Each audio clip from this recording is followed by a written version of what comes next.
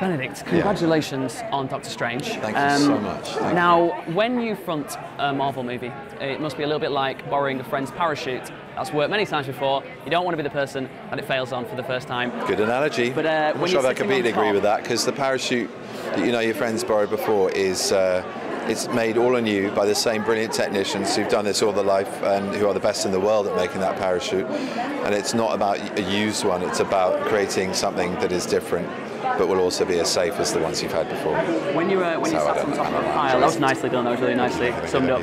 When you sat on top of a pile of really positive early reviews from critics and fans alike, it must be a little bit of a relief. So it's great, but yeah, of course it is, because we're still in the middle of promoting the film, so as we know from certain films in the not too distant past, that can be incredibly hard to keep on having to do interviews when they've been slated, but there are always risks when you take on a new character, especially one born in the 60s and occultism and all that sort of really out there, incredible Steve Ditko art and Stanley writing, very much a man of that era. So there's some risks to that. He's in an outrageously sort of full-on Edwardian costume thing of richness, and it's unlike any other Marvel superhero we've seen. And he's not really operating in this world. It's sort of other dimensional. And I was going to say, how do you sum him up? Because there's a lot of beloved characters already created within the MCU.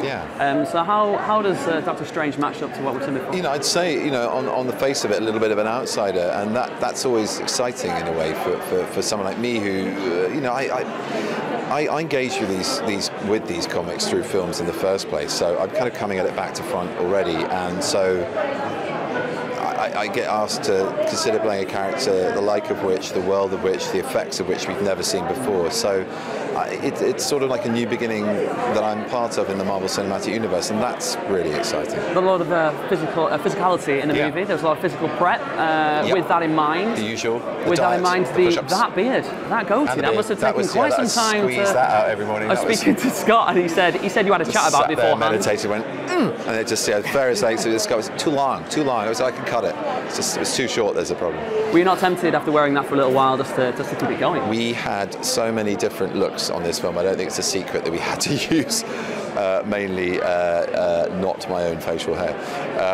So yeah, that was a physical challenge, not the one I thought you'd be talking about. But yeah, beyond that, beyond the look, which is fantastic, and we spent a long time at every gradation of his origin and moments of it, to sort of see how it was and how it developed, and yeah, it was part of the story, to be honest. Like all the special effects are, it's part of the story. Hi.